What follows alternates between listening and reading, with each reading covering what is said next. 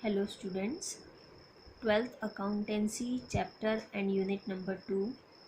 Chapter का name है accounting for partnership.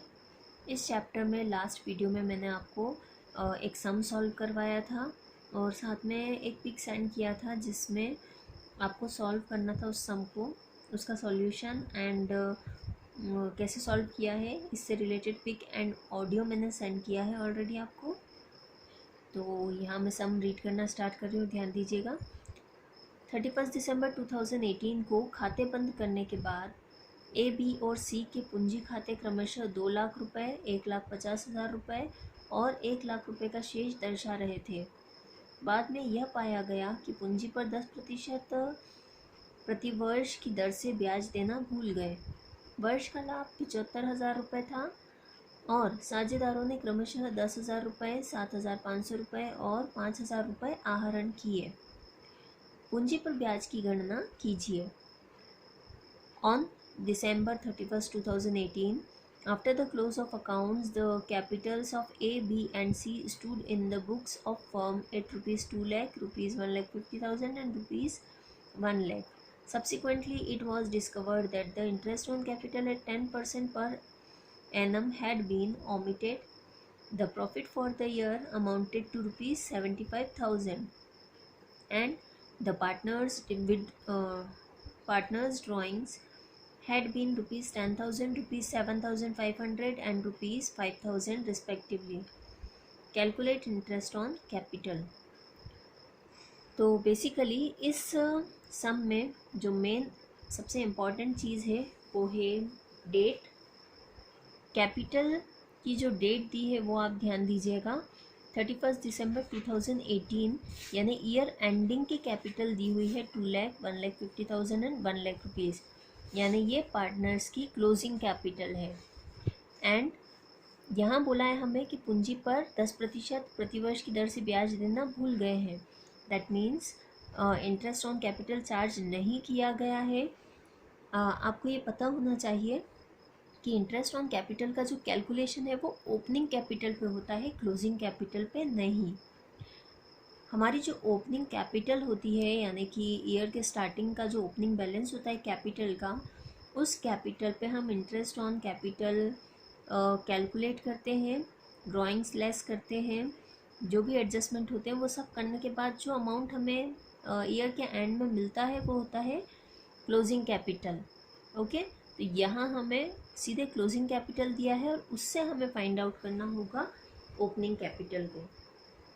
Last year 11th accountancy का चैप्टर इनकम्प्लीट रिकॉर्ड्स अगर आपको याद हो तो उसमें हमने यही किया था।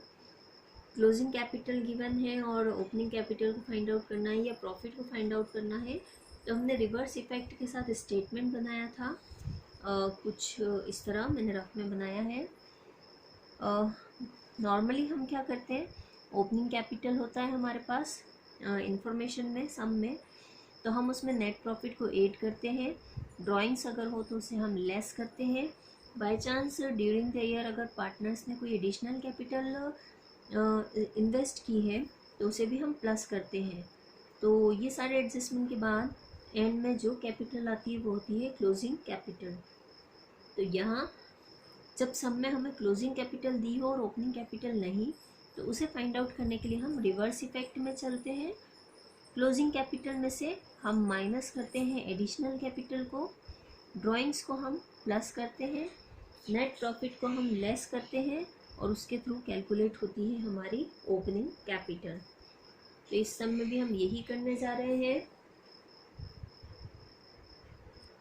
Calculation of opening capital.